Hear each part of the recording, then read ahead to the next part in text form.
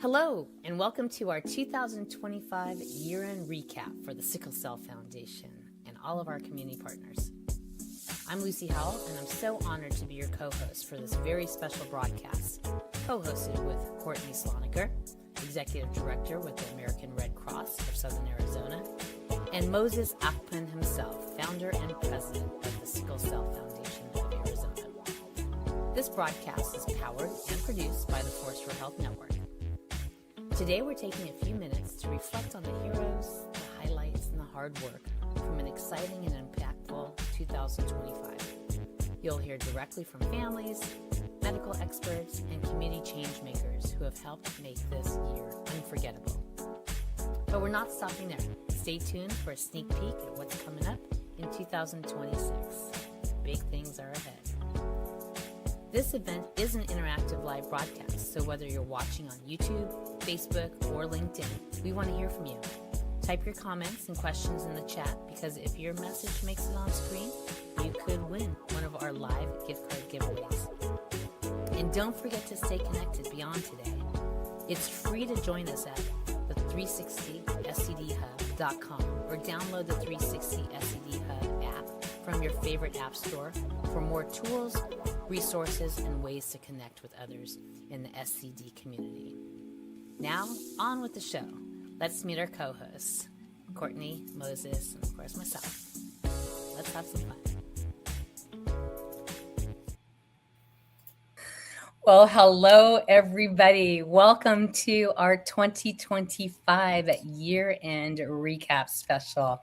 I'm your host, Lucy Howell. I'm the co-founder of the Force for Health Network, and we are powering and producing this. And I'm so honored and humbled to be here with my partners in crime here. I've got Courtney Sloniker, who is co-hosting. She's the executive director of the American Red Cross of the Southern Arizona chapter, and of course, Moses himself, president and founder of the Sickle Cell Foundation of Arizona.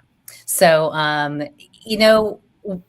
times are busy, and we kind of thought about whether or not we should do something because everybody's so busy. And we said, no, it's too important to come to a year end, and not be able to just take at least an hour, if not 90 minutes. So I feel like we don't have to rush through everything, just to be able to pause and look at each other in the eye and say thank you for all of the hard work that everybody is doing. Those are kind of my opening thoughts. I don't want to be redundant to what the opening intro said. If you're watching from YouTube or Facebook or LinkedIn, go ahead and feel free to comment along the way. This is meant to be an interactive chat. If your comment makes it onto the show, we have some live gift card giveaways. We would like to reserve those for our families living with sickle cell, but we will see what the traffic is. But those are my opening thoughts. Before I go to Moses, I'm going to hand it to you, Courtney. What say you on this executive recap for sickle cell? Yeah, thanks, Lucy. I couldn't agree with you more. It is important as we head into the holidays to pause and take a quick breath. And as we all have talked about, it really is a season of gratitude. And sometimes we get lost in the hustle and bustle of life, and everyone is out there hustling, but to pause and really reflect on the change makers. And that really it is a group of incredible people, from the medical providers on this call to the parents and the siblings and the support network of everyone that's living with sickle cell disease. It really is, you are a change maker that it's important for us to pause and share that recognition, share that gratitude, because we know the work you're doing and the challenges that you face on a daily basis do not go unnoticed, and we know how hard it is. So on behalf of the Red Cross, we just wanted to share our gratitude and let you know that we're grateful to be able to work alongside you. And Moses, opening thoughts here. Thank you so much, Lucy and Courtney. I'm so humbled and with gratitude and joyful heart. It's wonderful to take a moment and reflect, introspective, how far we've come, especially this year. I want to give the respect to where the respect is due. I may not be able, I don't want to mention names because I'm going to leave people out. I want to thank first of all, the warriors, our community. I want to thank our board of directors, very active members. I want to thank the hospitals, the doctors, the nurses, the social workers. Oh my goodness, what they do, the difference makers. And I want to thank our partners, the Red Cross, Courtney. I want to thank Banner, the whole Banner family, Banner Health Network, Sarah, Banner University Medicine, Banner Diamond Children, Phoenix Children's Hospital, the Banner in Glendale, Gilbert, Mesa, all the doctors.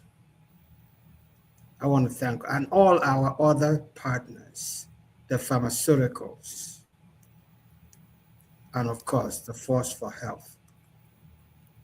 There's so much to be thankful for. As Courtney has said, at this time of the year, there's so much going on in people's lives. But I just want everybody to know I am truly, truly humbled to be a part of this family of people who are making a difference in people's lives. And I am so thankful, so honored. And I apologize, my graphics were not matching what you were saying, and I was trying to get to this slide as you were going through that. So before we hand it off to the Sarah and the next speakers, do you want to go ahead and spend a little bit of time here and perhaps recall out your board members and your staff? Thank you so much. Our current chairman, Sarah Spymeyer, our previous chairman, he's here. Dr. Shah, Kevin Johnson, our director of technology, my friend. Dr. Hara, the founding chairman. Jennifer Lambert, Dr. Gomez. Even though you are in California, you're still part of us. Dr. Newman, Erica, member of the board. Oh my goodness, should have mentioned Kwame Lasita Foundation, the Candlelighters Childhood Cancer Foundation. Steve Pataski, Laurie Throne, Chief Medical Nursing Director, Lisa Alexander, all our board members. This is a very active board. I have to apologize because I interrupt you so much. Sarah, you have to accept my apology for interrupting you, bugging you, but I do it with humility because we need you. So our other members of the staff, our community health workers. We've got Akila watching live, and so she's already adding to comments. Mark, Awilda, and all the others who make volunteers, who makes this work so much more fun. And before we go to Sarah, I wanted to, of course, we've got, Erica Lasser on board, and hopefully Fran will be able to join us. And of course, we've got Renaldo. So we're going to be celebrating families, and we're going to be celebrating our medical community. And then we're going to be celebrating our community partners, because it just, you always say, Moses. Yeah, Moses, you always talk about how important it is for us to have this integrated network. And I think when we think about the sickle cell community, really do think of it as a family. Your providers are part of that family. Your volunteers, everyone is a part of that family. And that's really what we're here today to celebrate and honor. And you know, Moses, you are part of that fierce network that is here to support the families. And so we also want to share our gratitude to you and recognize how important that family is. So thanks to the entire sickle cell family. And Lucy, I'll turn it back to you. Yeah, sorry about that. I was swiping away and I swiped myself out of the broadcast. It was terrible. I was just going to say we've got Erica Laster that we'll be talking to as we celebrate families, because her family and what she does for this with the space is just incredible. And then hopefully Fran will be able to join us from newborn screening and the Arizona Department of Health, and of course Renaldo Fowler. So I didn't know where I cut off there, so I was going to say that. But Courtney, I did want to, before we hand it off, I know you've got some little messaging about, you know, we were on the same thing, because I was like, oh, blood is such a gift right now, right? And then you sent me over, so that's what I did for you. Can you give I some love blood? it. Yeah. Thanks for the opportunity. And I will unashamed ask everyone who's able to donate blood. As everyone knows, folks living with sickle cell can receive hundreds of transfusions throughout their care, and they're not the only patients that are in need of blood over the holidays. We historically have seen blood shortages over the holidays. Unfortunately, we'll see lower donor turnout, but we know that the need for blood doesn't stop because there's a holiday.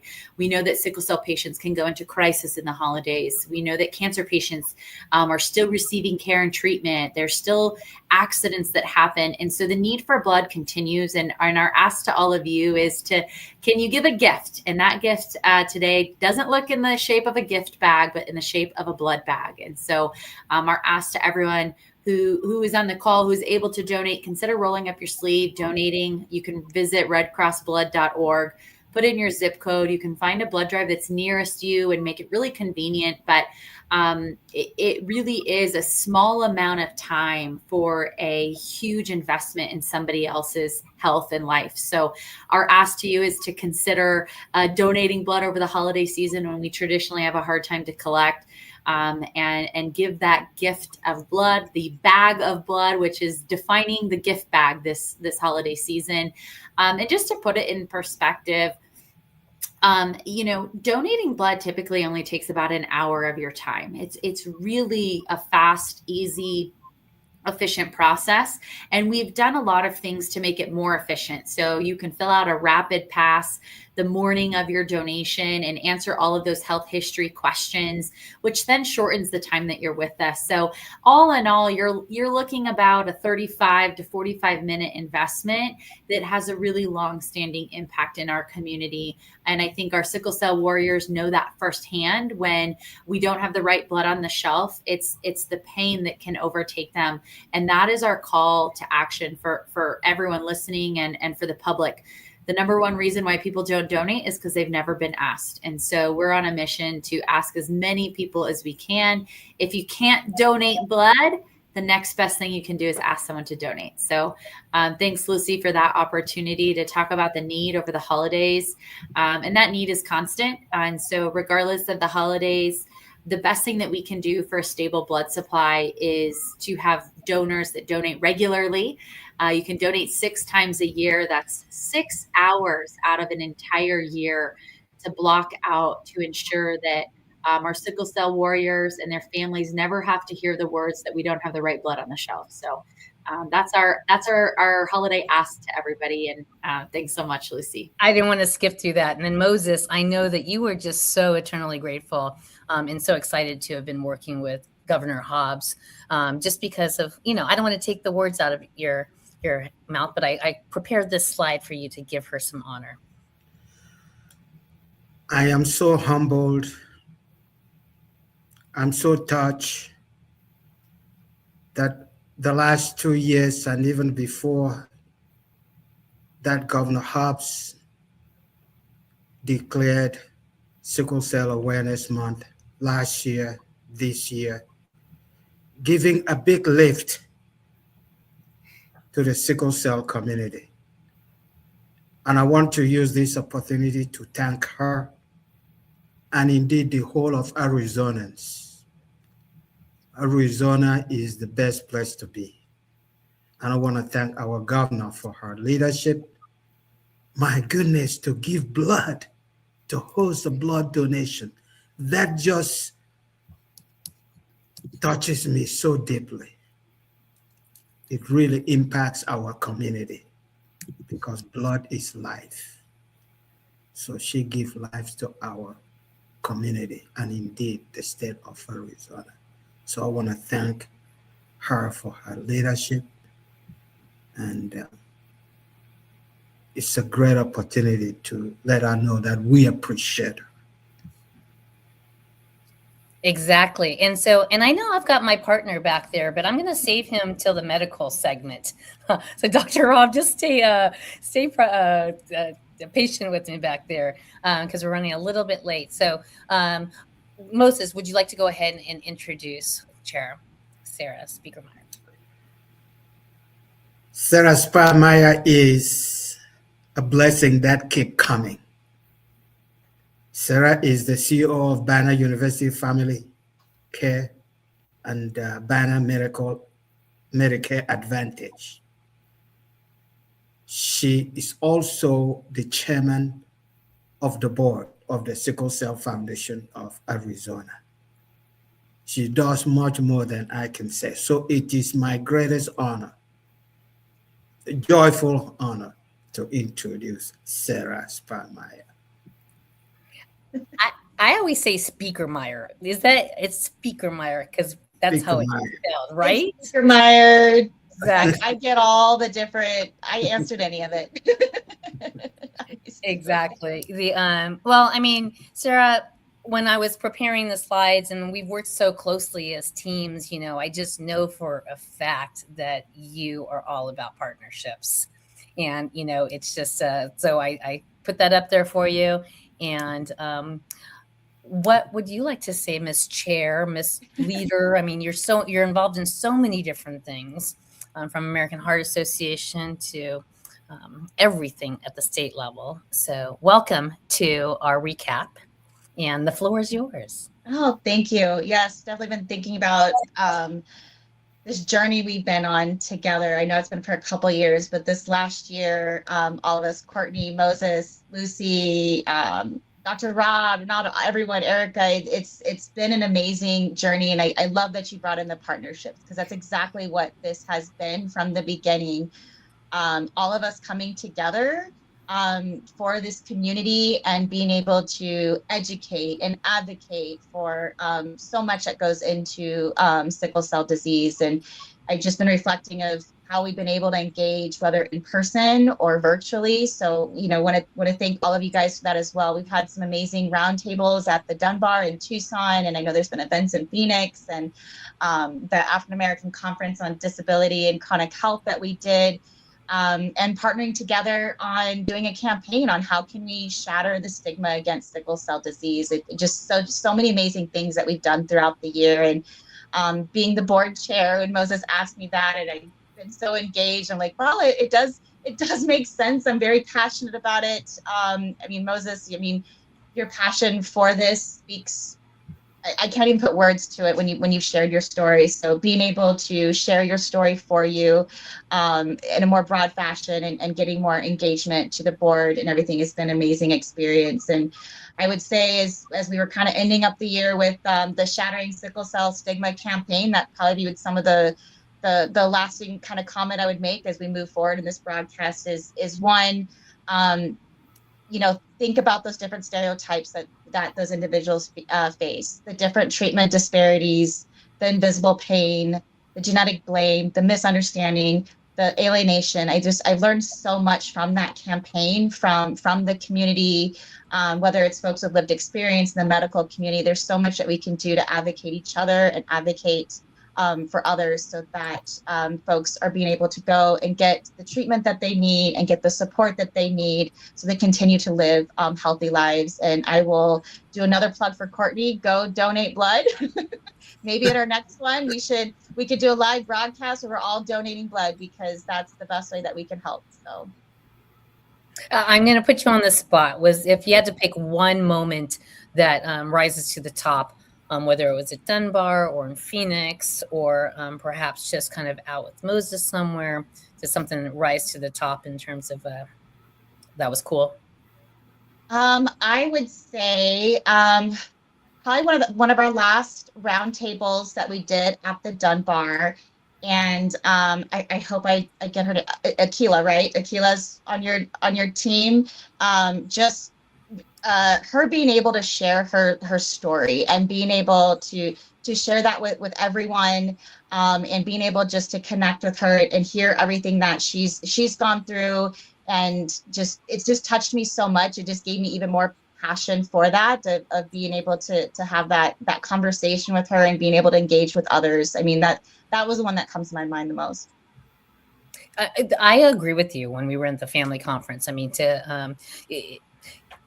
you don't get it until you literally are sitting and listening. I'm going to tell my high moment on the third segment, because it was having to do with the Disabilities conference. But Rob, I pulled you up right here because I know that, from an executive standpoint, for those of you that don't know, the Sickle Cell Foundation of Arizona is our client. So they got a grant from HRSA, and they needed to build an app. And so we have been kind of in the trenches the last 2.5 years, right? From development, we're kind of closing that out. So Rob, some words with executives before we go into family segment. Well, I'll tell you, the thing for me that was a highlight beyond helping to build this and working with everyone happened last night. I was watching a television show called The Pit, which is now an Emmy Award-winning show. And in the segment I was watching, a woman presented to the ER, was treated all very poorly until they realized she wasn't drug seeking. She had sickle cell. They educated the staff about her. They showed the x-ray of her acute chest syndrome. She had an exchange transfusion, and they got very aggressive with pain management. It was wonderful. It was everything we wanted to do. And then in the background, she's talking, and I couldn't hear it clearly, but she says, and I'm using this app for my medical record and tracking my symptoms. And I thought, maybe it's ours, maybe it's not. But the point is that Hollywood mainstream picked up on the message that Moses taught me and the rest of you reinforced. And I actually wrote a letter to the producer thanking them for being so aware. And I think it's one of those things where it should be an award maybe later on, Moses, as someone we honor. But mainstream media, Netflix, it was there. That was my highlight, that it's getting recognized. And that is such an amplification of the work you do. That's why it's so important. Thank you. Awesome. Okay, well, so we're going to go ahead and roll into family time. And we've got, oh man, I should do this. I think I need 4 arms instead of 2 arms. Trying to get, I think and we of all course, we all could use an extra arm. My mouse went out about 5 minutes before the broadcast. So I'm like actually doing my pad here. Well, so let me go ahead. You need Share to feed this. it. And people need to realize you're doing the tech and the production and the hosting. So it's we're all patient with it, and hopefully those that are watching are recognizing the multitasking skills. Exactly. Well, I'm going to keep all of us up here because as we transition, we were going to hear from maybe some other board members, but I don't see Dr. Shaw back here. And then I don't see Cindy Kumar. Again, all of the logos along the bottom of this recap have played some type of significant part. The Arizona Chronic Care Together. I love Cindy because she is that bulldog, that advocacy, that, she's looking out for the rights and the advocacy of chronic care families in need. And so I just want to give a call out to them, and we'll talk about the others as we go through here. But coming up next, ever since I met this woman, the 2 years ago through Moses, learning her story. And we featured her before, but you know what? She continues to be in the community, and we're going to continue to celebrate her as a family leader, because when you really continue to learn about what she's trying to do as a legacy maker in honor of her husband, and then also having to deal with sickle cell as a family, because one of her sons had the full-blown disease, and she can talk to you a little bit about that if you don't know. And then also the power of athletes. I really think that there's an opportunity here to educate athletes, because as we'll talk a little bit later, I had a chance to meet a Hall of Famer, Eric Hill, and he was out there supporting it. But when I asked him point blank, he couldn't really kind of describe it. And he had to admit, I really think that we need to do more on education so people actually can take it down to the next level of comprehension. So, Erica, welcome to the stage. I'm going to take this off here. And like I said, you are, and Fran is joining too. So we'll go ahead and bring her on in the medical part. But Erica, welcome to the stage. You're And muted, you're still on mute. Dogs are barking in the background. I locked everybody out now, so thank you. And what a year. I feel like it was just yesterday that I was out there at Ocotillo Golf Course. I'm going to bring up some pictures here as you're opening up and speaking. But go ahead. Yeah. How was your year? It's been busy. It flew by. A lot has happened family-wise for me. I'm a Mimi times two, and then just staying busy with my family and working and all that good stuff. Had some, good sales and transactions, and staying busy with KLF, making sure that we prepare for next year's event.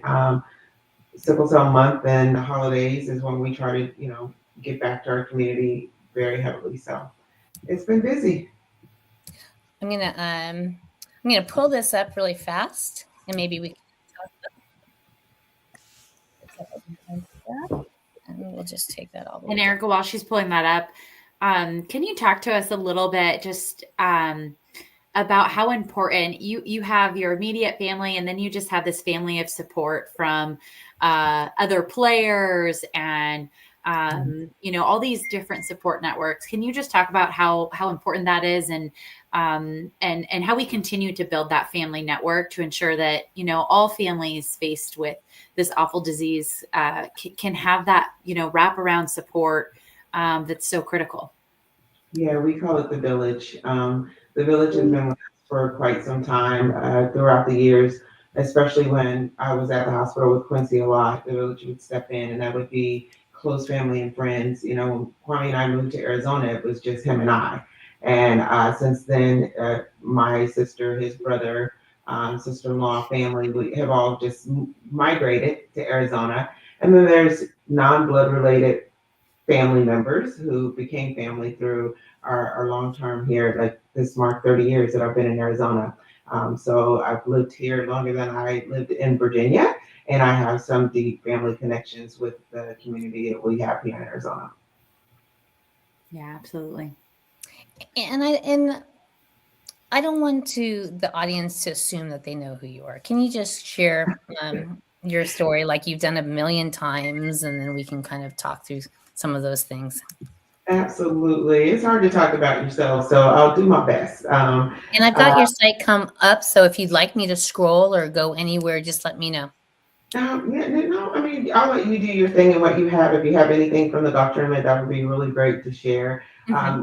And this picture is amazing. I'll speak to this a little bit in a few. But I'm Erica Lassiter. I am a mother of, and the reason why I'm a part of the sickle cell community, I'm a mother of a sickle cell survivor, Quincy Lassiter.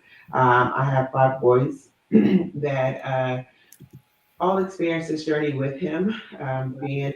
Being in a family with sickle cell, it does affect, of course, the patient, but it affects the family itself.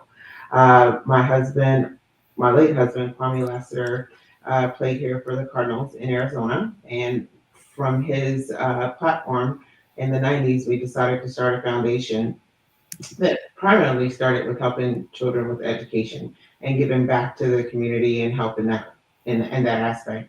And then when our son Quincy and Quentin, the twins, were born in 2000, and we were told that he had sickle cell anemia, we knew then almost instantly that we wanted to learn, not necessarily learn more, but give more and learn more at the same time to the sickle cell community here in Arizona. So there is where the Kwame Lassiter Foundation was formed, so that we can open up the umbrella and give back to the community. So I really just enjoy, I've always wanted to give back to the community. Now it's just kind of pinpointed where I focus more of my time, but I do give as much as I can to all aspects out there. Yeah, in the and tell us. So let's kind of transition to what are the things some of the things that you do. I say some, right? I was just on your programs, but one of the things that you do is bridge this beautiful event into this cool kind of football Cardinals space, right? And are you doing it again this year? I am 2026, Okay. February 20th. So it's coming up. Yeah, it's February 26th. And I've got, darn Yeah, it. so just a little bit about the golf. My husband was an avid golfer, and one of the things that he wanted to do was to host a golf tournament. And after his passing, I'm going through a lot of notebooks, and I'm seeing in different, like, he'll start in one notebooks and then papers here, but it was also just a planning of a golf tournament. So I knew at that point that that's what I was going to do. I was going to plan a golf tournament, not only to keep his legacy alive, to fulfill his dream, but also to give back to the sickle cell community. Yeah, I was, let's see if we can share this tab in here. Where are you at?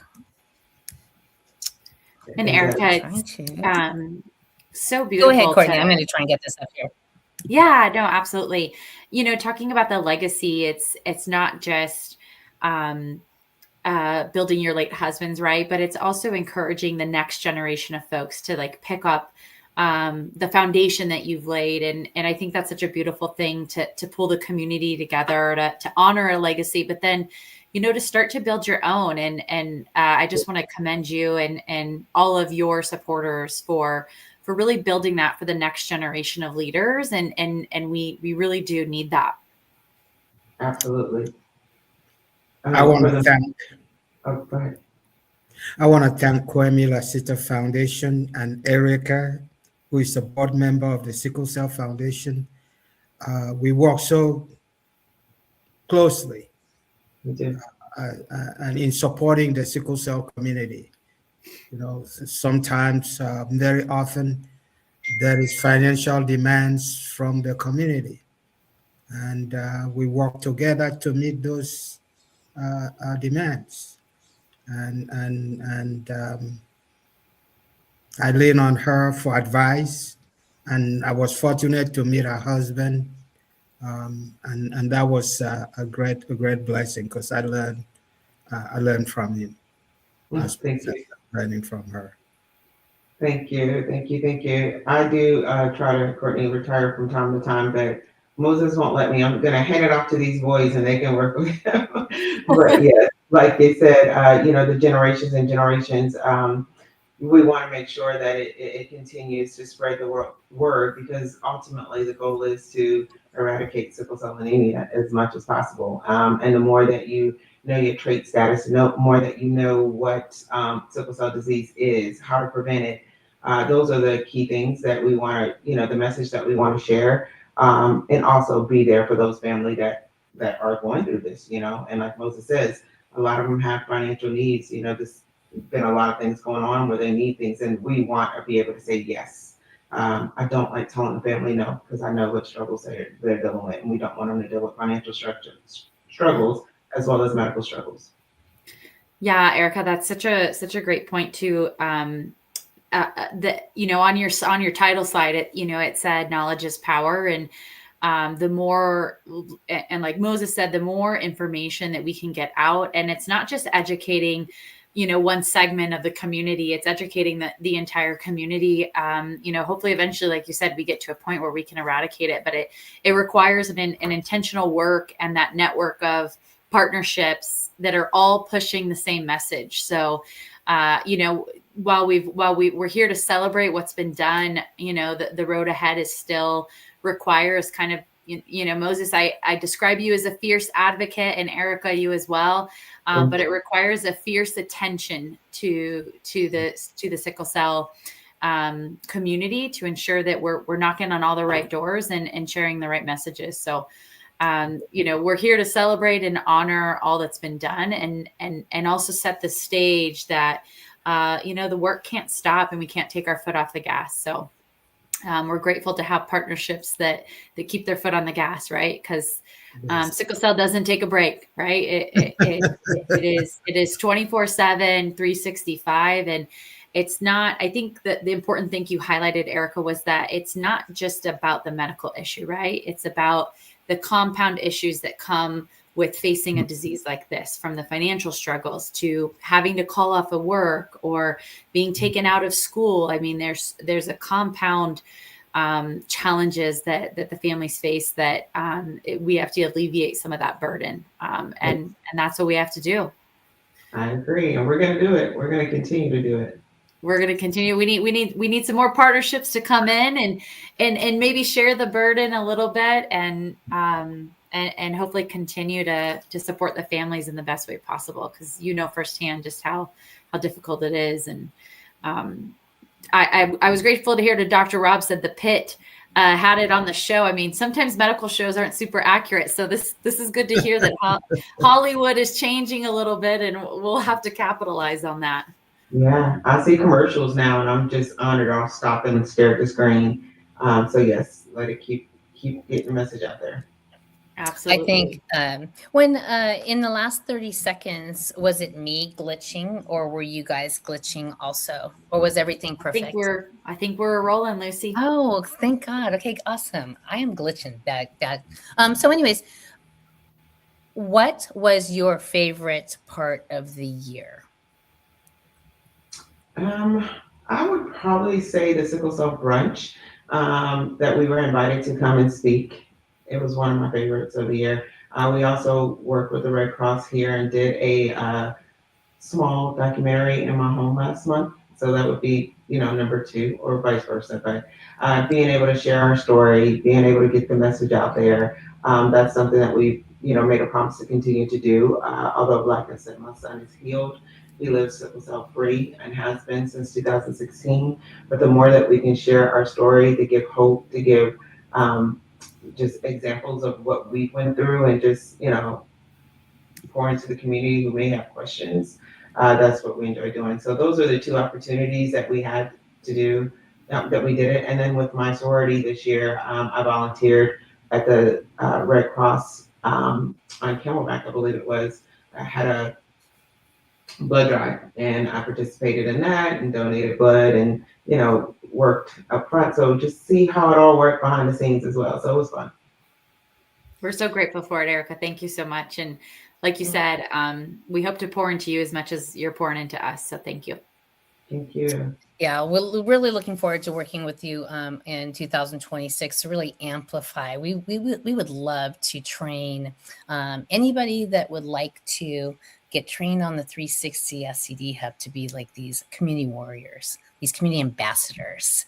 And so we can, I'm thinking, train some of the folks, and then they can all participate in our reality health games together. So the goal is to get, 100 people on the Sickle Cell Foundation team, and hopefully in partnership with the Kwame Lassiter Foundation. And Sarah, if she's still on here, let me bring her up. She's maybe not on here. There she is. Because Banner Family University Care is one of the very first foundational sponsors for our reality health games and this whole concept of a chamber of health. And so this whole concept of My Healthy Arizona. And then let's see if we can get counties and communities engaged on these specialty teams, and everything you do, whether you move, learn, serve, or earn, will count for points. So we are on a mission to get 100 seats on the Call Me Laughter Foundation and the Sickle Cell Foundation team for the 2026 Reality Health Games, because Sarah has sponsored the first 100 for this team. Okay. Get it. You all love a good competition, right? Come on. Yeah. So we're hoping to activate that in and around MLK Day. So heads up for all of that. And so thank you, Erica, so much for joining us. And we're going to keep moving along. I think you're welcome to stay backstage if you happen to be there still at the end for final recaps. We will pull you back on, but I know you're busy. So if you have to jam, then it was great to see you. And I'm sorry that I've got some technical glitches with these 3 videos that I wanted to show. That's why I'm kind of like going like this, but we will get them out before the year's end and we're going to celebrate you. Okay. So thank you. I appreciate it. Thank you for having me. Okay. Awesome. And so then, and Sarah, I'm going to kind of get you back to backstage here. And then I see Fran back there, Yes. but she's on a camera. So Fran, if you are able and willing, okay, perfect. And then we're running maybe about 5-8 minutes late. So Renaldo and Natalie, if you can sit tight here, we're going to go and talk to our medical community. And I'm going to bring Rob up here too. And let's take Erica off the screen here. And let's go back here. So we've got Fran. For those of you that don't know, Fran is, I'll bring up the slide in a second, but Fran is the person that is for our state of Arizona in charge of all of the newborn screening. All of the efforts when a baby is born. How many screenings does a newborn go through, Fran? So every baby born has 2 newborn screens completed, and there's about 78,000 babies born in Arizona every year, and each one is screened for sickle cell. So we're able to identify right at birth babies that screen positive, get them connected with care, with a hematologist, and then we also make referrals to Sickle Cell Foundation of Arizona for community health worker support to help those families navigate this new journey that they're on.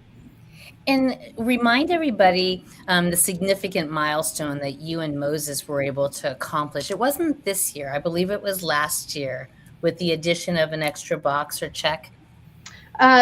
So on every baby when they're born receives their lifetime immunization card. It's that blue vaccine card. If you've been born in the past probably 30 years in Arizona, you have some version of it. In the past year, we redesigned the back of the card that it has a place for all your newborn screening information, but a specific call out box for your sickle cell status. So whether you have trait or not, so that hopefully medical providers are marking that box on the card so that families won't forget whether they have trait or not, because you'd be surprised at how many people don't know their results. We ask pediatricians to have that conversation with families after the newborn screening of what the results are. And we hear all the time that families just don't hear or they don't remember. And so the lifetime immunization card is another way for a family to track it. We also have records going back for a very long time. Every year about back to school season, all the athletes going to school need to provide proof of their sickle cell status. So we receive a lot of requests here in the newborn screening program for young adults needing their sickle cell trait status. And so we provide those. There's a series of forms they fill out, and we are able to provide their newborn screening records to them. Okay, so that's awesome to know, because we are so, when I say we collectively, right? Mm-hmm. Sickle Cell Foundation, Red Cross, but we're so focused on reducing stigma, mm-hmm. but also to empower with knowledge. Mm-hmm.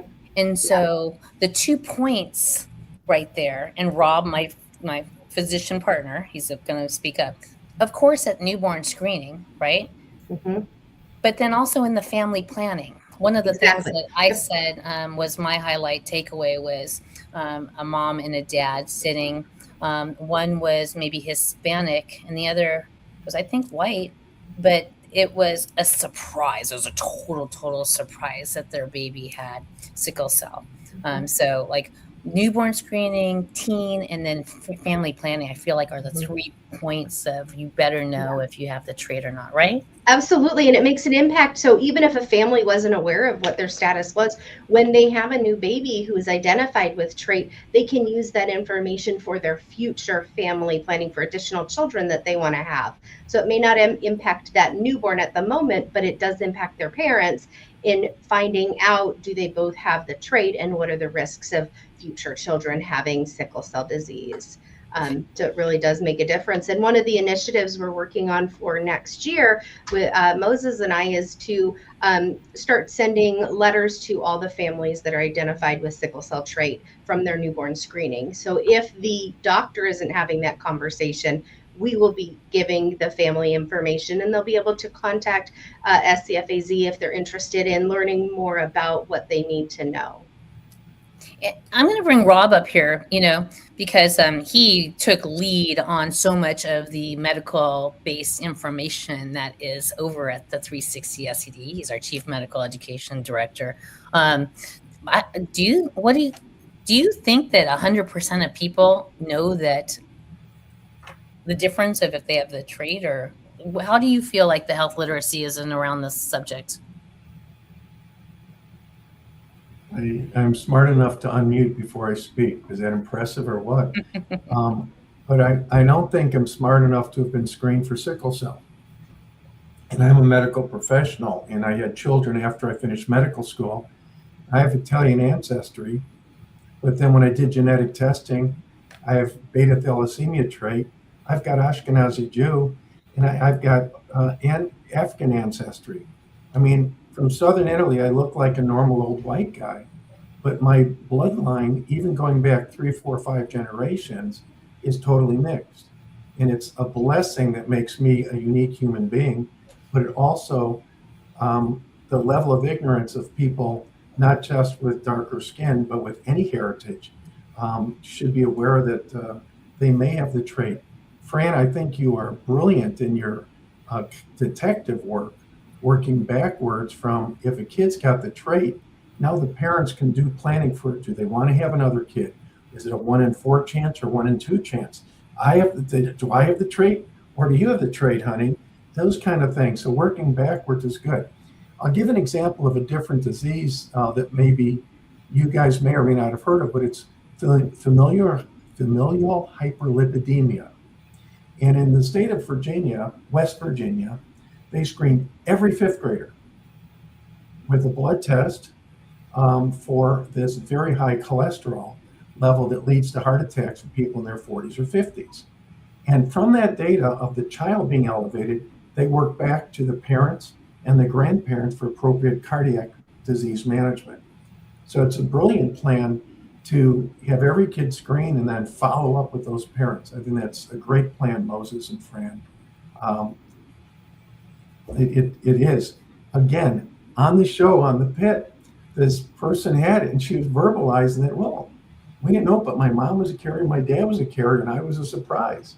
And, it was like, it was right in that, they had a Dr. Shah or someone that knew everything that advised that producer.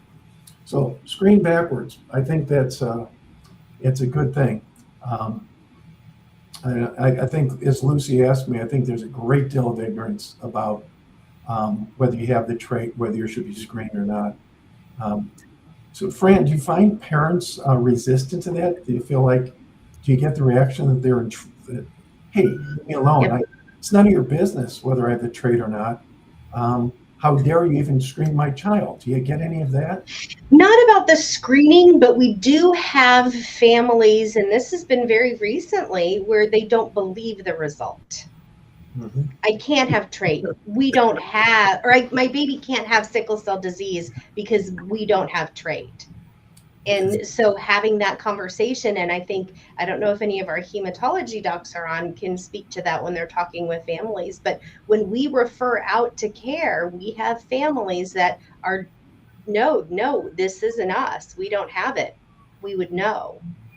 And clearly they don't. You have a budget for screening that's provided by who? The state government or a federal grant or what? No, so newborn screening is fee funded. So every birth, we bill the hospital. It's bundled up in their birth package. So it's $194 for every single baby who's born in a hospital. We bill for it because there's a lot of testing. Sickle cell is only one of 38 conditions that Arizona screens for. And so, yeah. Part of what I'm wondering from a policy standpoint, I know it's one of the things that's important with the Sickle Cell Association of Arizona is, policy to be put in place. And there's certain leadership in Washington that recently made certain pronouncements about hepatitis B vaccines. And based on, I'm not sure what, but based on certain thoughts, maybe some research, maybe anecdotal, they put a freeze on that. And I don't know if it was financial or ethical or based on research I don't know or understand. Do you see any risk of baby screening and the funding for that $194 disappearing? Because whoever's paying it, the hospital gets money or the insurance company gets money to pay you. Yeah. Is there any rumors at all about not screening? No. Is it too woke or whatever the hell it is? Nope. Actual newborn screening is not at risk in any way. Federally, there have been some challenges with the addition of new conditions to the newborn screening panel, and that's currently at sort of a pause because of some federal changes. So for right now, it's kind of just status quo in newborn screening nationally, but there's no risk of newborn screening being eliminated in any way. Thank you. Fran, can you talk about, or I don't know if this session, can you talk about the conference, the newborn screening symposium? Sure. So every year there's a National Newborn Screening Symposium.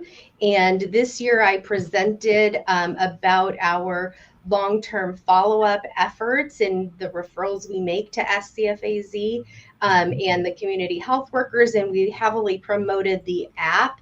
So nationally, there's increased awareness about the use of the SCD 360 hub for anybody, no matter where they live. And I know conversations with Moses afterwards, he's had a lot of states reach out to him with interest and wanting to learn more because it's such a valuable, useful tool for individuals in managing their disease.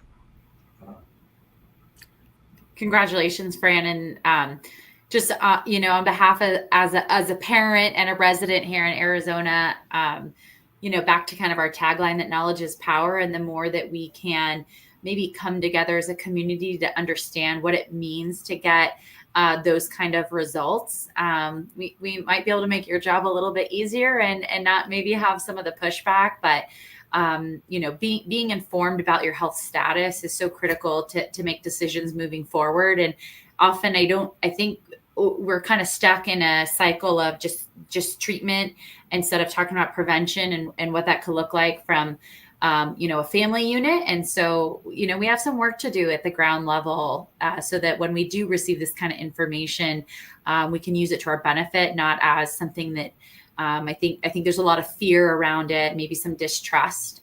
So we're really grateful that the state does that, and that knowledge is key, right, to make future decisions. And if we can present it in a way to help families inform those future decisions, maybe to prevent either further illness, we'll be in a better spot. We'll be a healthier community. So we have some work to do together. Yeah, for sure. And that's one of the big things with newborn screening is identifying individuals before they're symptomatic. With all the things that we test for, everything has a treatment available, and treatment is ideal before a baby's symptomatic. And that holds true for sickle cell, getting them connected with hematology, making sure they're started timely on penicillin or hydroxyurea, as appropriate. That's what we want to do, is make sure that these kids get into care and then get the support of the family living with and managing this disease day to day. Yeah, absolutely. You both are echoing on something that my daughter taught me. She went to Loyola University before she became a surgeon, But her reason for going to Loyola was St. Ignatius de Loyola founded the Jesuit teaching philosophy. And it basically is summarized in one sentence. What good is knowledge unless you do good with it? All right. And Fran, you're the perfect example. So are you, Courtney. It's one thing to be a health educator, but it's another thing then to motivate that to action. So yeah, I understand this, but now what can I do to help this person? Or this person saying, what can I do to help myself? Courtney puts in action very simply. You understand that we need blood donated. Here's the reason we need donated. Now donate it. So she does the ask. She closes the sale of changing knowledge into proactive, positive behavior. And I think you're doing the same thing, Fran, where you just outlined where you have resources in place, where you have referrals in place, and for some illnesses, treatments in place early on. And that it's more than just health education. It's really health promotion and health activation. So bringing people to the close of donating that blood, getting screened, getting the rest of their extended family screened, is getting their doctor informed, being a proactive educator with their high school coach or teacher, all those things. So I'm really, what's the right word? Impressed just at how you guys, you live it. You don't just, it's not an academic pursuit here. This is the real world. And I wish I lived in Arizona. Well, you guys did very good with that because you asked the questions that I wanted you to ask her about the global and the newborn global conference and the idiosyncrasies of screening. I think that we could actually continue to talk to Frank because we have so many other questions, but I want to keep it rolling. This segment for medical partners was also designed to highlight our innovative partners, right? As I bring up this, our next speaker, I'm just going to bring your eyeballs to the bottom row here. Pfizer, Vertex, Genetics, which is recently acquired Bluebird Bio. Pfizer, Vertex, and Genetics are partners that, again, I've gotten to learn to know through Moses's, exposure and introductions. And it is fascinating, the science that is really being put on this to perhaps cure if Eric is still on back there. And I don't see her on stage, but I mean, her son was actually cured. They went in and they replaced the blood.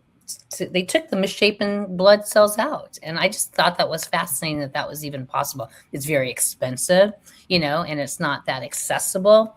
But I just think it's fascinating that misshapen, we should have had an online quiz to see if people even can define what sickle cell disease is, right? It's simply misshapen blood cells that get caught in different parts of your body. And when, it's like if there's a traffic jam in the artery, then you're going to have pain wherever that traffic jam is going to be. And it is an intra-system condition, right? It can. So that's why Moses is so. As I transition out of the medical community, I just wanted to bring our innovative medical partners to the table. And I wanted to reemphasize the fact that, as we lean into Renaldo, who's going to be coming up here with Natalie, I wrote a blog on the deal. Is sickle cell a disability? I mean, so when you start thinking about in terms of like what it keeps you from doing, I was blown away at the quality of this next hero hot spotlight that we'd like to go ahead and bring on to the stage. So Fran, thank you so much for joining. I know it's a busy time, but you are our guru and you always have a seat at the table when we're speaking to the public like this. Okay. I just wanted to thank Arizona Department of Health, our partnership with the Sickle Cell Foundation of Arizona. There are states where the community-based organization does not have that kind of relationship. And it makes a whole lot of difference in what we do. And truly, They represent us. They go to events and they direct us. Like the newborn screening conference in Providence, Rhode Island, I would not have had the opportunity to attend that conference. So I want to thank Arizona Department of Health Services, Raising Special Kids. They just so much I could say about ADHS. So And so speaking of ADHS, I actually have a picture in some of these pictures that we're going to show. The fact that some of your students, interns, or even staff help staff the table for Sickle Cell Foundation. So you guys kind of shared that space. And so let's go ahead and bring Renaldo. He's been out back there for a while. Renaldo Fowler, he works as part of the Disability Rights Arizona. If you don't know what Disability Rights Arizona, it is like the 800-pound gorilla to be able to provide services and support for the whole spectrum of the disability space. Now, he happens to be one of the co-founders of what is called the African American Conference on Disabilities. And I'm going to bring him up to the stage. Renaldo, it's so nice to see you again, right? Hello. Nice to see everyone. Yeah, and I'm going to go ahead. And Fran, if you want to go ahead and keep watching. Oops, sorry, brought the wrong square over. It was great to talk to you. And if you are still backstage, we'll pull you up for final thoughts. But if you have to run, it was good seeing you, okay? Okay. Renaldo, I just have to say, before I pull some pictures, I've been conferencing and going to events like that for 25 plus years nationally. And walking into, and this is the first year that Moses and Renaldo teamed up. You've been doing it for 14 years. This was the 14th annual, right? Conference on African American Conference on Disabilities, one of the only in the whole country. I mean, this is a model type of event. I walked into, was it the Hilton, the Phoenix, The Hyatt Regency. the Hyatt Regency downtown. And I used to put on events with like 800, 900 people. So I easily know if this is like 1,000 people, 500 people, I'm going to guess that there was about 800 to 900 people there. It was fabulous. So anyways, I just had to kind of tee that up for you a little bit.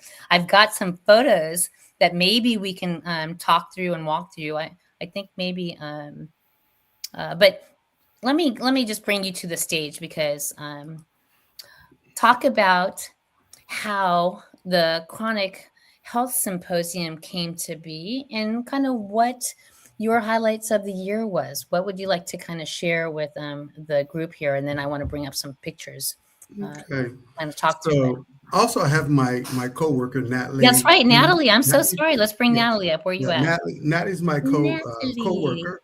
Okay. Yes. There she is. Okay. So, well, let me give you a little bit of background. Reason why we have the African American Conference. So I've been at Disability Rights for 41 years, for over 4 decades. And one of the things I noticed very early is that when I would go to events statewide, citywide, it really didn't matter. I would not see people that looked like me from my community, young moms, kids with autism. I just saw these things, and for years and years, I worked to try to improve that system. And so when I didn't see the improvement moving fast enough, I decided to, myself and David Carey, the co-founder, put a conference together, and we really didn't have any money. We put it together. The first one was done in probably about 3 weeks. And so we've grown from that, putting the conference together in 3 weeks to now it pretty much takes half a year to do the conference, as you can see. And so over the years, I've done a few different things, working with families with sickle cell. I spent a good portion of my years at the office advocating for kids with a lot of medical needs in the school system, kids with some behavioral needs in the school system. And so I've had some background working around sickle cell and families. And so one of the things that Moses, we kind of hit and miss for a little bit. We've done some things in the past. And so one of the things that we were able to do this year was to pull it together, because one of the things that it did make sense, because one of the things that the African American Conference on Disabilities when you look at the workshops, we have a really broad platform of information that's out there. And so one of the things that families, students, children with sickle cell, they face many issues other than just medical needs. They have employment issues, kids in the school system, students in the post-secondary. So those are some of the things that we thought it was a great idea to merge those communities together. And I think it was very, very, very, very helpful in terms of the platform and the supports that we provided for families at the conference. So that's kind of how that whole process developed. Like I said, we've been around for 14 years. We're also, we do a virtual conference as a part of it.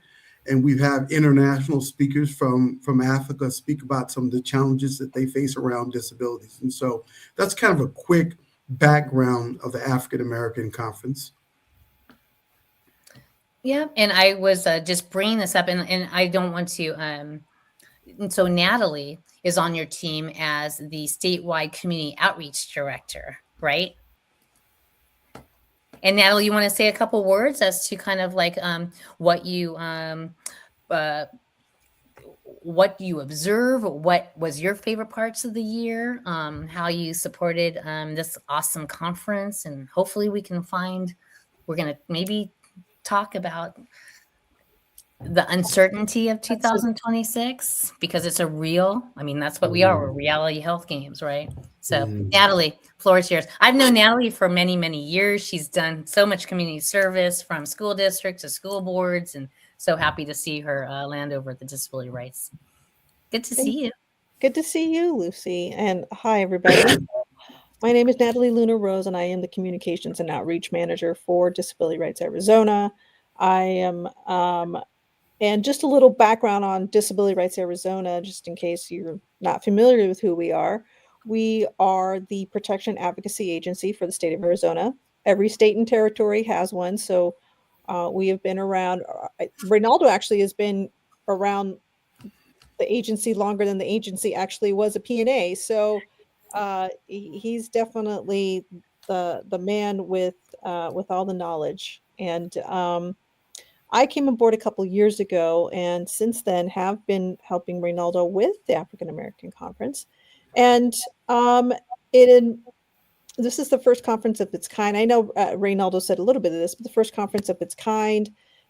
We haven't seen a conference like this from other agencies, not even within the Protection Advocacy Network. Like I said, we are an agency. There's a Disability Rights Arizona, Disability Rights California, Texas, New York. So there is one in each state, but they're obviously tailored to whatever issues that they have with their state that overlaps with the federal issues. But none of the other P&As have a conference like this. And we are, I want to hang our hat on this conference because we have brought thousands of people from around the world and into the Phoenix area to attend this conference. And last year's was, I shouldn't say last year because we're still in 2025. Earlier this summer, our conference was as fantastic as usual, and I was really happy to see Lucy there. So thank you for joining us on that day. But the amount of people that have attended the conference, the build up to the conference has just let me know that this community is needing something like this and needing a place to come speak. And thank you to Moses for, and the Sickle Cell Foundation for being part of it this past year. It was, I think, a really unique partnership, and the logo and everything behind me, this was part of our virtual conference from February of this year. So I just kind of wanted to show when somebody was presenting at our virtual part of this conference, got the list of our sponsors, our Sickle Cell, our lovely logo. And this is a real labor of love. I think when you get into this type of work, you're doing it for the betterment of your community, of something that has touched you in a personal way, or something maybe perhaps not, but you want to help. And so I think this work is vital. And Renaldo has built this conference up for the last 15 years. We're going into our 15th conference, and I don't want to get too ahead of myself because I'll let Renaldo speak on it, but we're heading into our 15th year, and we've already had people asking, how can we help? Because things have changed a little bit since we had our conference in June. So I will let Renaldo speak on that, but if you have a chance, we will have a virtual conference in February. So I hope you can attend the conference. It'll be throughout the month of February. We've got 6 or 7 sessions. So I don't want to, again, get too ahead of myself, but thank you for having me here today, and hope that you will not only try to learn more about the African American Conference on Disabilities, but who we are as Disability Rights Arizona, and an agency that will do the best we can to help advocate on behalf of people with disabilities. I think when Renaldo, when we spoke in follow up and in preparation for this, I'm just going to say it. That's why I launched Reality Health Games with Rob, so that we could have this sandbox of like discussion and not worry about being apolitical, or I don't care about any of that stuff. I just want to say how it is, right? So for those that don't know, I mean, the state of Arizona is probably what, 3.84% African American total? Yeah. It's about that. Yeah, it's probably, who knows? Those who know say, those who say don't know. So I know, slightly bigger than, slightly larger than us Asians. Okay. But when a state with less than 5% African American population can be a leader as it relates to the disability spectrum, right? And, my partner, I'm looking right at my partner, Rob, because, until he had back surgery, the word disability was a foreign deal. That's not my backyard. That's not my world, right? But it seems like everybody is 1 degree away from somebody with a disability, especially since our state is so heavy for seniors, active seniors. But I'm just setting the stage there, letting you know, thank you for leading. Thank you for stepping up in a state. I would have thought Georgia. I would have thought Nashville. I would have thought one of those other states would have been like leading the way, but you guys are leading the way. So bravo. Yeah. Well, thank you. One of the things that there's some real significant changes that has occurred since the last conference. And so I've really been focused on the last several months. We've had some significant changes at the federal level. As I mentioned, I've been at Disability Rights for Arizona over 41 years, okay? So there's a couple of things. I'm going to be retiring at the beginning of March after 41 years at Disability Rights Arizona. So that's happening. But one of the most things, and I'm not disappointed, I'm still around, but I think what we have to understand now, since the last conference, we are the protection and advocacy. We received federal dollars from the federal government since the 1970s to protect the civil rights of persons with disabilities across the United States and the territories. We, as a protection and advocacy system, have been through many different political spectrums. A couple months ago, we received a letter from the Department of Justice that we can no longer use any federal dollars within our organization to do anything based on race, ethnic, and demographics. So what does that mean? That the conference that we've had for 14 years, the work that you saw last year that was so beneficial to families. One of the things I want to say this, for those who don't know, we gave out 65 scholarships, okay, to families and more. I would probably say in between Moses and myself, we probably gave scholarships over to 100 people that came to the conference, families that came to the conference, right?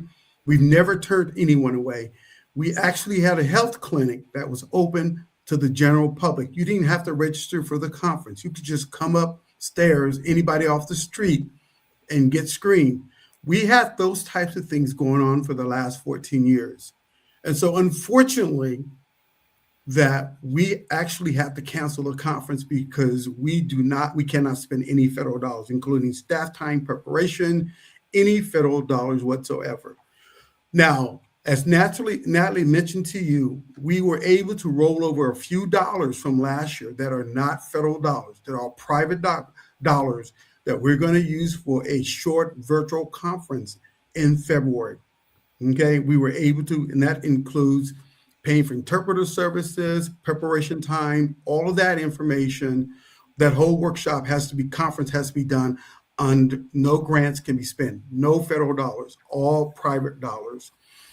My goal is, we do have a strategy, is that for us to do the conference in person again, we have to raise $200,000 to do an in-person conference.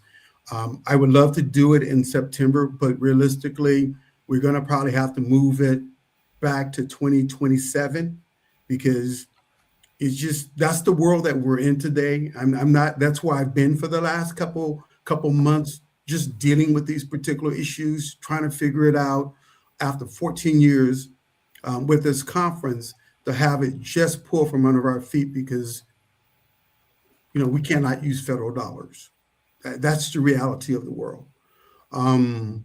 So the best we can do is, we're going to try to do a virtual conference. We're going to spend a good portion of this year just trying to raise monies to do an in-person conference.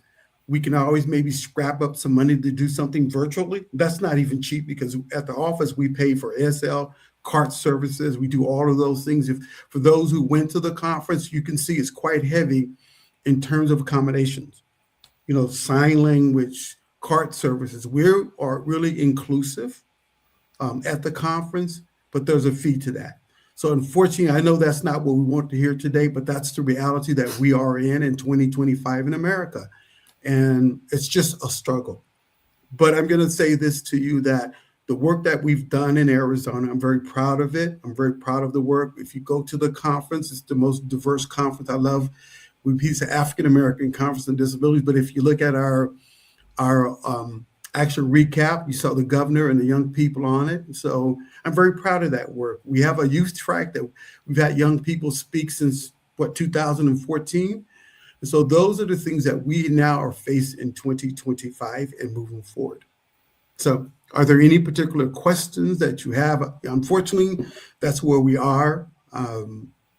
I'm scrolling through just as you're speaking. This just happened to be this slide. This was the Chronic Health Symposium that Moses went ahead and hosted out of a room concurrent to the 4 other tracks that you had, right? Yeah, the conference, and everyone, even the folks who were in the Chronic Health Symposium, it's one conference and everything is available for everyone. So even though families were focusing around sickle cell, families can go to employment, special education. So those families had the whole conference available for them. We had 51 vendors with tons of resources. So the conference, it was just different topics discussed, and families had an opportunity to go to whatever workshops that they want to go to. You don't have to register for it. And the nice thing about it was, the governor came at the end of the day and said a few words, our governor of Arizona. That's right. So it's very important work that we do, but it's just going to be a Herculean task moving forward without any federal supports whatsoever. It is strictly us raising monies for families. And I'm going to just say this is, we work so hard to keep the cost of the conference down that we don't turn away any money. That is such a big effort. And we've never turned a single family down that actually wanted to attend the conference. And I'm proud of that. It can't be free, Can't be, for us, we just cannot afford to be free, but we do everything we can to try to make it affordable for families. So. I think that when I heard you talk like that, because I come from a partnership space where we put on conferences, for 8 years, 8 to 10 events per year. So it would be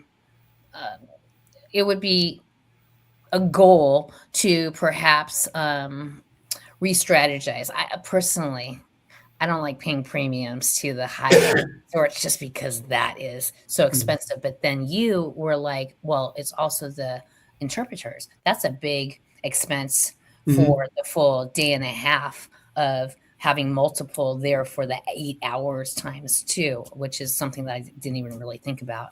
But I would love to see if we can maybe get you partnered in with perhaps one of the universities or someone that can host a large event, and then perhaps have cost of food, not like the premium cost of food of like a Hyatt, and then I don't know, maybe there's strategic partnerships that maybe students or someone can come in for sign. But I'm just thinking, because I'm a problem solver, I can't help it, right? Yeah. When I hear of a pain like that, I just want to try and jump in.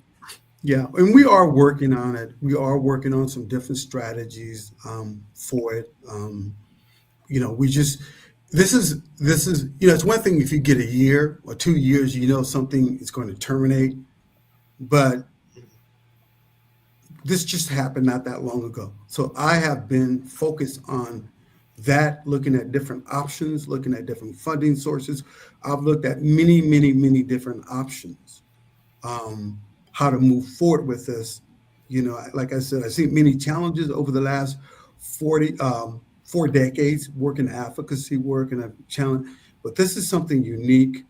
And so, we do have people on staff that are looking at options. We met with yesterday, day before yesterday. We're looking still for partnerships to do the conference, because we feel it's very important. There's very few opportunities for families in general to come to a conference and get this kind of information. And a lot of people don't realize it, is that those speakers, those 60 plus speakers you saw at the conference, we don't pay honorarium. That's all in-kind services. That's in-kind services, because people are committed to what we're trying to do, because every dime, nickel, and penny goes back into the conference.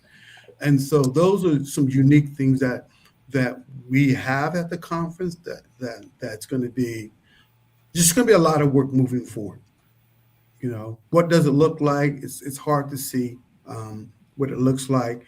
JJ and our board is still committed to the conference, but right now the focus is you will see during the virtual, you will see during my retirement, you're going to be seeing, I'm going to be out there raising money even in my retirement for this organization, because I'm committed to serving families. Retirement doesn't mean stop working. So that's what's going on, guys. I know that's maybe something you don't want to hear, but it's just but that's where we are. It's reality, and the number of blind people and vision impaired and then audio impaired just all together in one place. It was kind of a sight to see, quite frankly, and it really actually made me grateful. Yeah, we had workshops done by persons with visual impairments. We're blind. We had a full workshop, and people were amazed that we had an individual who was deaf, and she signed a whole workshop, and she had somebody vocalizing it, and people were just stunned. How do a person who's deaf can do a complete presentation? And so it's a learning experience for the community, right? It absolutely is. We partnered with somebody this past year that uncovered many things that we needed to work on, and that's okay. We addressed it with our our policy and our accessibility statement, and we are working towards many things. But from my girlfriend who doesn't have any arms to flying a plane, to my co-hosts on those broadcasts who had to do her live broadcast laying sideways on a bed because she was paralyzed on the left side. And yet we were still honoring the ability for her to co-host. My other co-host was blind, right? And so unless you're working with people with disabilities, you won't know if there is an access issue or not. StreamYard, I'm saying this loud and bold and public, that I have put in multiple requests to StreamYard because their speaker entry point is not an accessible page. And now my accessible partners are going to wait until that gets fixed or make me do Zoom, which I don't want to do Zoom yet. But And we have so, to put pressure when we see those things, right?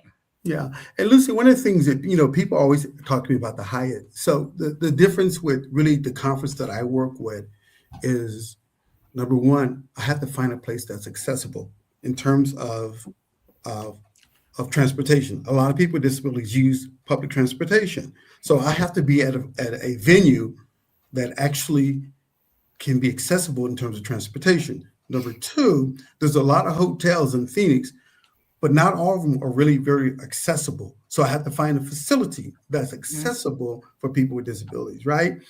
Then I have to work with a technology company that a lot of hotels don't really have a good technology department. So we can set up interpreter services, the technology, the amplification. So, the proximity of where you go in the venue to do it right is sometimes pretty limited, and so sometimes it's a little more expensive. So I look at all of these factors when I put the conference together, in making sure that we can meet the needs of families that are there. We have people in chairs, so we have to get a bigger venue.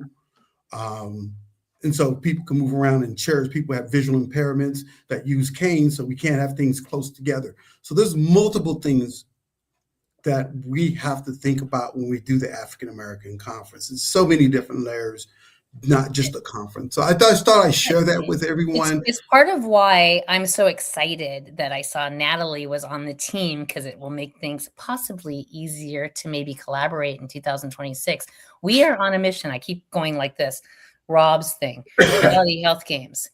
We are on a mission to put communities at, notice.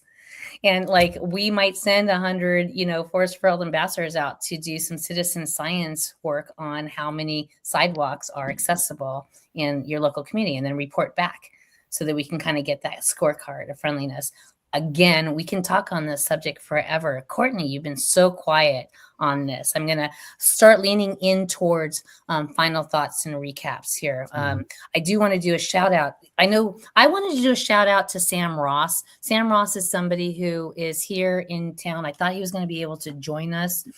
He is always putting on health fairs. In fact, I actually got my, blood tested. I'm pricked at the very last one by a new partner, Very Best Phlebotomy Training Academy. In 6 weeks, somebody could train for about $3,000 and then be placed in a $30 per hour job. I think that's a workforce acceleration type of play.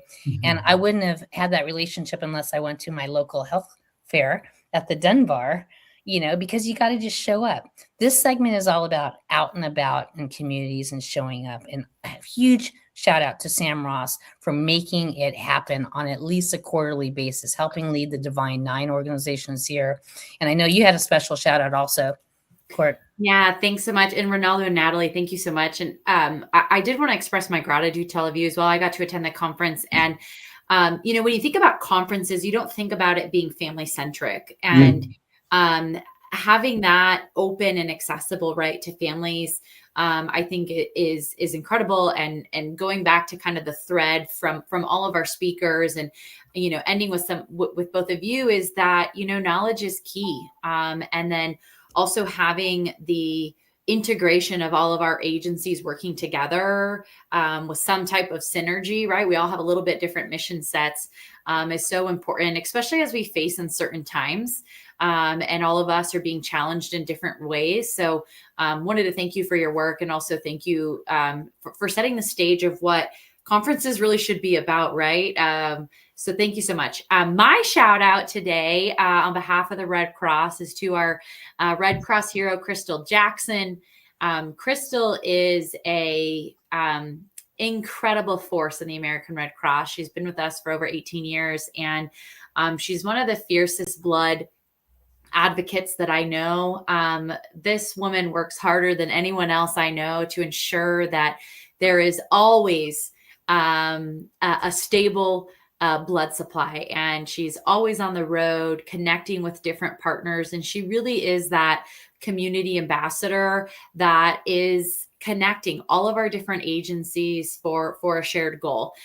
So our Red Cross hero is Crystal Jackson. We want to celebrate and honor her. She is leading the charge in Arizona for ensuring that we engage and build trust in the African American and Black community, to ensure that we're collecting blood from a diverse group of donors. And it's a huge national imperative for the American Red Cross. And Crystal really is the forefront leader that's making that happen across Arizona. So shout out and love to Crystal Jackson. Many of you may work with her, but she's our Red Cross hero and one of our power players that we wanted to recognize. And, a huge focus of what we're all trying to do is go straight to the family and make sure that they're protected, make sure that they have access to resources, make sure that they're being advocated for, right? Especially any family with long-term. So when I see a mama out there and she is a hero and she is bringing along her daughter to follow in her footsteps. I believe her daughter was the first blood drive maybe of the year, or maybe it was last year. But I mean, the fact that her daughter is out there working in the communities with her and actually challenging her, saying, Mom, I could do this at my school. That's the type of generational spirit that I'm looking at Rob. I know he's like so proud, because that is literally at the heart of what it is that we're trying to do, is to get families more engaged together so that they can protect the gift. They can be force for health for themselves, their families, and their communities. So as we lean in, final thoughts. Let's go with Natalie. Final thoughts on just joining us, and thank you so much for being out and about in the community. Year-end recaps and maybe thoughts for next year. Well, again, thank you for having me. And thank you to all of you who do this vitally important work. I think we need to lean on each other more than ever. I'm glad for organizations like this. I'm glad for something that Lucy has put together to connect us all, because I think we are living in uncertain times right now. And so we need to really lean on each other. We may not think like, well, how's my organization going to connect with this one? But it's when you really take a deeper look, we really are all connected. So I'm hopeful for next year, and hope to see you all at our virtual conference in February. Yeah, and an explanation point to what you guys, I didn't even talk about the vendor village up there. I mean, usually you can see the strength of a conference when you look at their vendor village. There might be 8, 10, there might be 3. You guys had like 40 to 50 vendors, like everybody that was all the who's who of anything that had anything to do with disabilities in our state was there. And that's a huge kudos to you guys. So anyways, I pass it to you, Renaldo. And Akila's giving a shout out to Sickle Cell Foundation super volunteer Faye Thompson. Okay. Well, thanks for having me today. Unfortunately, I really didn't want to come give this news, but that's the reality of the world that we're working in. I think we just need to, retool. These are just obstacles. We got to retool. My biggest concern is the impact on families. We provided a great space for families. As you mentioned, we had 51 vendors. Wow. Yeah. That's what I was guessing. Yep. Yeah. We lost sponsors, people who actually, we had sponsors that was sponsoring with us for 14 years, who decided to, due to the trend they heard out of DC, didn't come back. And so I had to make up a lot of loss. So I focused on, maintaining and growing people. And I'm going to continue to do that. Like I said, I'm retiring, but I'm not going away. And, but thanks for having us. Just kind of stick around. We'll have people in our office. We're committed. We may have to regroup, but I think we're going to do, during the virtual conference, we'll be a little closer to February. We'll have a little better game plan coming up for the next year. But just kind of, I don't run. Like I said, My Healthy Arizona official invite for you guys to join that executive team, because a chamber of health is the missing connectivity, because there's so much good happening, Okay. but it really is still a disconnected and fragmented type of environment, I feel. Rob. Uh-oh, you're muted, and I didn't do it on purpose. No, that was me. I hate the word disability. I think different abilities is a better term. I'm just saying from a standpoint of, you have different abilities when you're, quote, disabled. I had to learn how to put my socks on without being able to reach my knees or my feet. It's a real ability that others don't have. I'm differently abled and I'm wearing socks. I'd say that kind of in a little bit of a jokey way, but we all have our challenges. You have some challenges and we have some assets. And on a different conversation, we have held or participated and helped support virtual conferences. We're supporting an organization right now that is putting on something called You Matter, which is going to be using the Divine Nine students at about 15 or 20 universities this spring in March and April, doing health screenings, blood donors, blood donations. Tuskegee and other places, Howard, are on board with that. So I guess final thoughts are that virtual capability is something I'd love to think about in another conversation of where we can fit in, and I'd love to have you involved with the Arizona, My Healthy Arizona program, or even serve on our advisory board. I'm so inspired by everyone on this call. And I want to, anyone who is watching, it's your chance to step up and supply the funding, supply the blood, supply the information, share the app, that's what it's all about, is all of us taking action to be a force for health for our overall community. Hey, and for venue, I hate to do this, but if we're lucky, we might have a $3 million or $300 million ballroom we can use in about 2 years that should be handicap accessible. If we're lucky, we'll see. Well, on foot and mouth. Interesting joke. I'm going to go ahead and go to our fearless leader, Moses. I loved the connection that you guys made this year. It was a nice fit that you were able to bring kind of some embedded partners already, and kind of do an addition to the disability conference. But final thoughts, Moses, as we close in the year recap. Wow.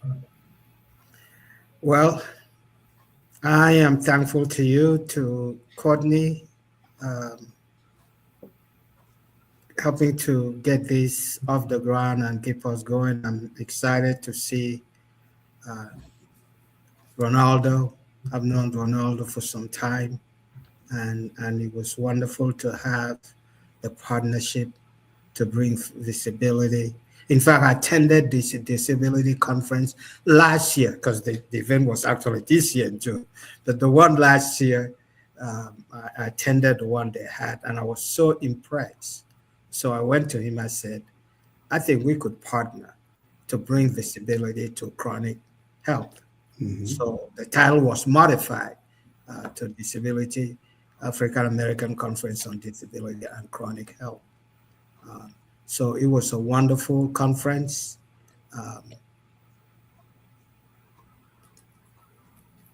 It was a great conference. And of course, we all know the voice that comes from the federal. A lot of changes are going on. But there are also opportunities.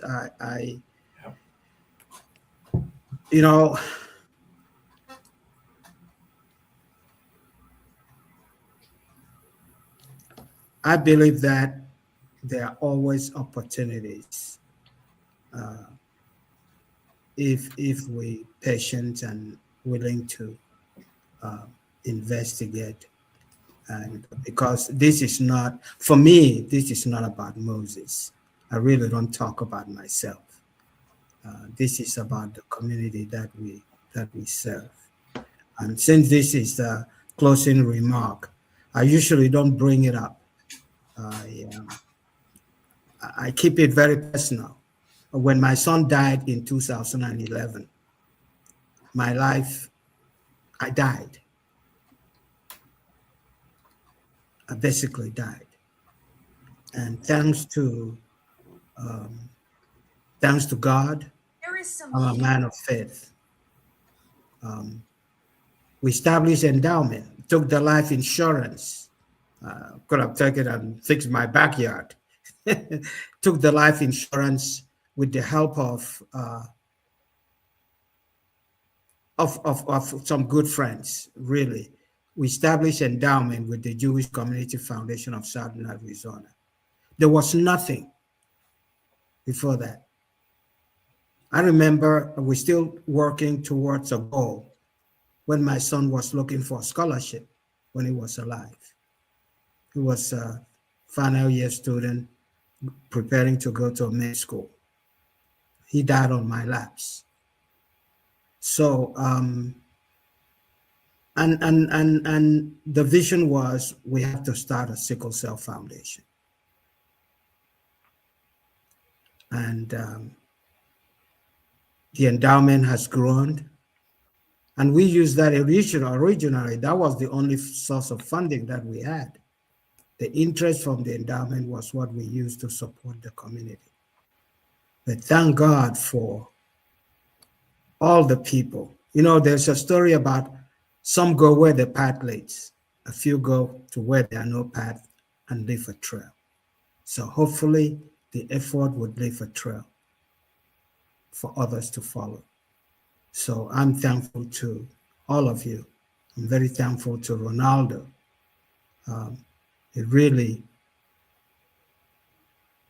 It's up. I think that the trail has been open.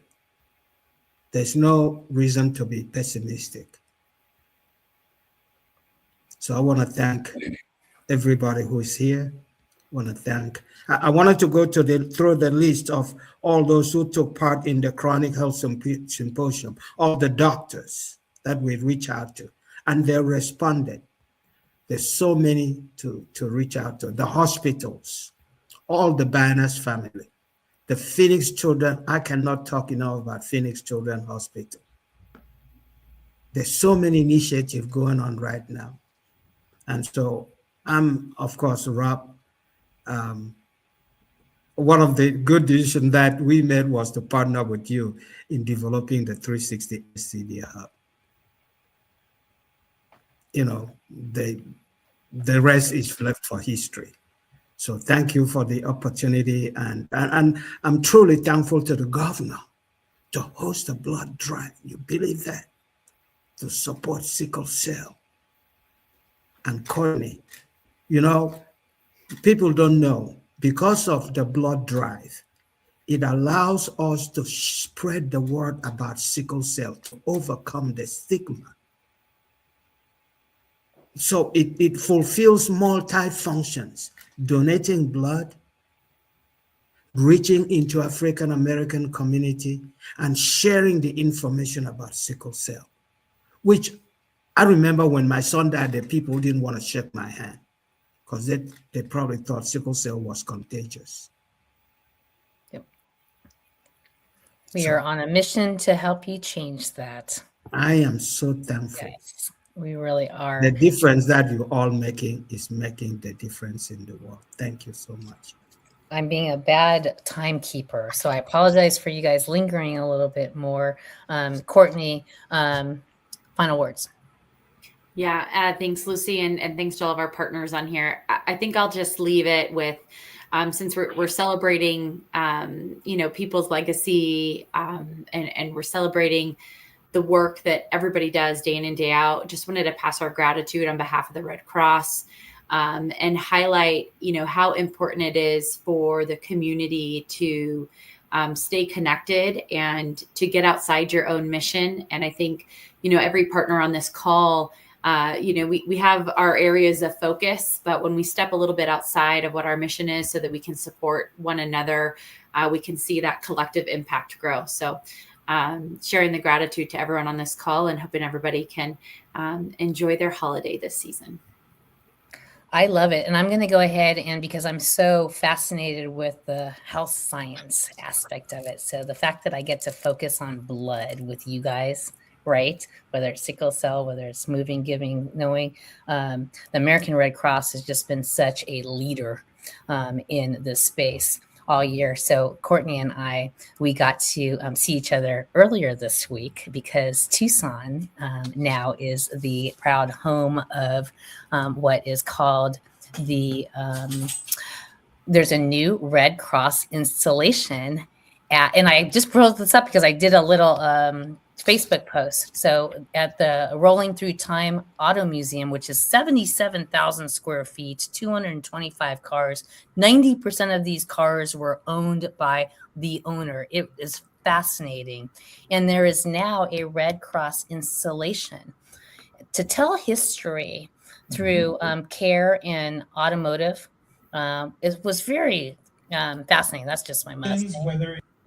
But to go through the 100 years of Red Cross impact in Tucson, 100 years isn't that long, people, you know. There's Courtney speaking. Clara Bart. Or 1 and 2. That was responding to when she was 59 years old. She actually founded. It's never too late to be an entrepreneur and found. Never too late. Randy Ogden, very, very inspirational. The curator there, the museum was fascinating. So Lynn Sakara is their own resident historian. She's been with the Red Cross for 54 years. Little just back. So I take that off, and I'm going to close that only because part of what is exciting about 2026 is that we are really going to start and launch this concept of reality health games. So there's little tidbits of information that we want you to know. So maybe you watch a 2 or 3 minute video, earn a badge, earn some points, get out in community.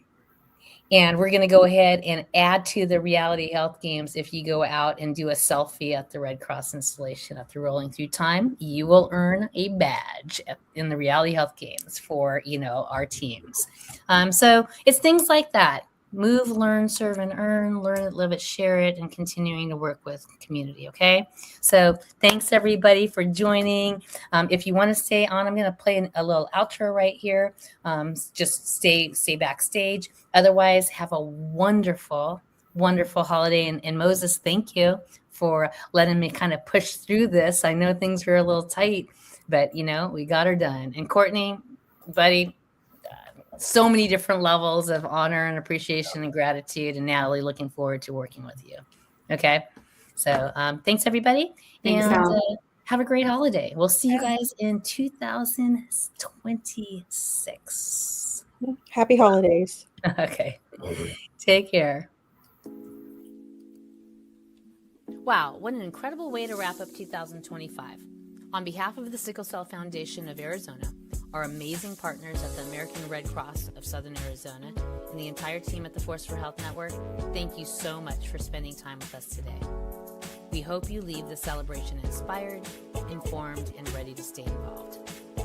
Don't forget, you can continue connecting, learning, and sharing by joining the movement for free at www.360scdhub.org or downloading the 360 SCD Hub app from your favorite app store. And here's your official invite to get in the game with us in 2026 by joining our Reality Health Games Challenge teams and supporting the Sickle Cell Foundation.